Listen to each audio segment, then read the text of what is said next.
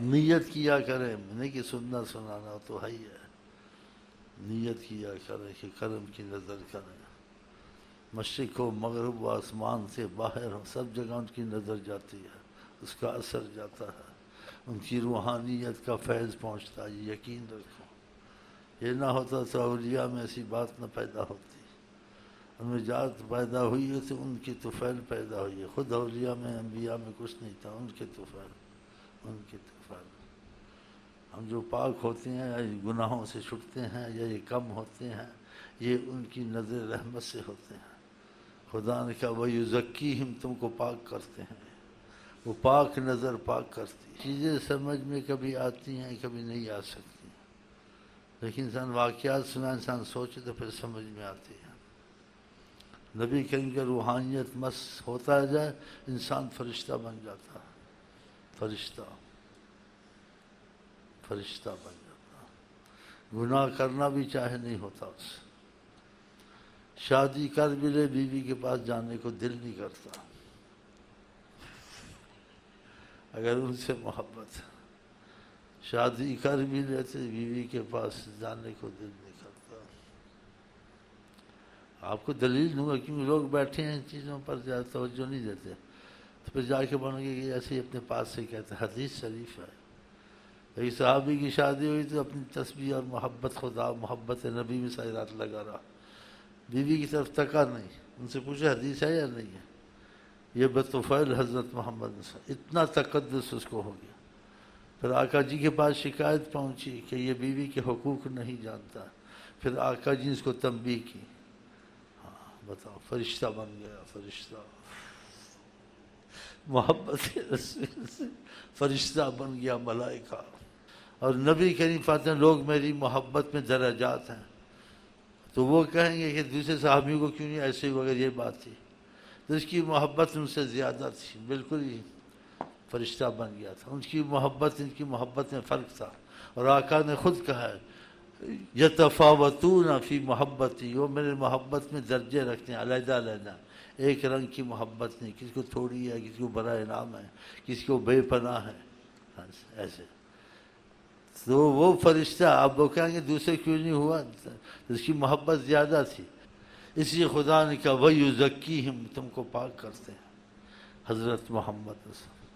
یہ تو پاک بڑی چیز ہے، یہ گناہوں سے اگر وہ محبت سے دیکھ لیں کفر سے پاک کر دیتے ہیں، کفر نکل جاتا ہے جی۔ آپ محبت سے دیکھ لیں، ساری عمر عبادت کریں، صحابی نہیں بن سکتے، ان کی نظر صحابی بناتی ہے۔ جس کو نظر سیدنا محمد صلی اللہ علیہ وسلم نہیں ملی اس کو کوئی بھی دنیا میں صحابی نہیں کہتے، کہتے صحابی ہوتا ہی وہی ہے جس نے آقا جی کو دیکھا۔ ہاں تو کتنی اس نظر کی برکت اور رحمت، عظمت اور قیمت ہے، بے پناہ قیمت ہے۔ خدا کرے ہم سب مرنے سے پہلے ایک دفعہ جاگتے دیکھیں اور ان کی شفقت اور محبت کی نظر ہم سے ملے، ہماری بھی ملے۔ ہاں یہ دعا کہ وہ حیات النبی ہیں، سب کچھ دیکھتے ہیں۔ تو یہ حدیثوں سے ثابت ہے، کفر تک دل سے نکل جاتا ہے، بلکہ دشمنی کرنے آئے اگر آپ کرم پہ آ گئے، اس کی دشمنی کو خدا اور رسول کے عشق میں بدل دیتے ہیں نظر سے۔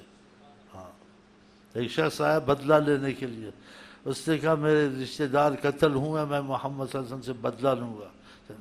جب لینے آیا بدلہ تو حدیث لمبی، بیچ میں آپ نے بلایا، سینے پہ ہاتھ رکھا، نظر کرم کی، اس کا دل بدل گیا، اس نے کہا تلوار دیں میں آپ کی طرف سے کافروں سے لڑتا ہوں۔ آپ نے کہا کلمہ پڑھو، ان کا کلمہ تو نہیں پڑھتا ہوں لیکن جان آپ پہ نثار کرتا ہوں۔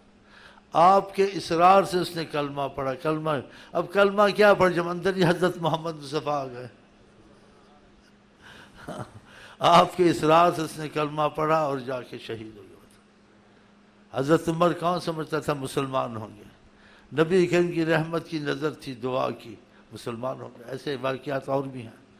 تو خدا کرے حیات النبی ہم پہ تم پہ کرم کی نظر ہو جائے اور جانے سے پہلے ہم صحابہ کی صف میں شامل ہو جائیں، وہ تو اعلیٰ درجے کے ہیں، تو ان کے بعد دوسرے درجے میں جیسے کہتے ہم بھی چلے جائیں گے، کیونکہ دیکھ ساری عمر کی عبادت، قیامت تک کی عبادت، دنیا کو عالم مسلمان بنا دو تم صحابی نہیں بن سکتے۔ اتفاق ہے۔ صحابی وہی ہوتا ہے جس نے ایک دفعہ بھی نبی کریم کو دیکھ لیا صحابی، پھر وہ نظر خالی نہیں جاتی، اس نظر کا اثر پھر اندر کام کرتا رہتا ہے، اس کو پتہ نہیں کہاں تک پہنچا دے گا۔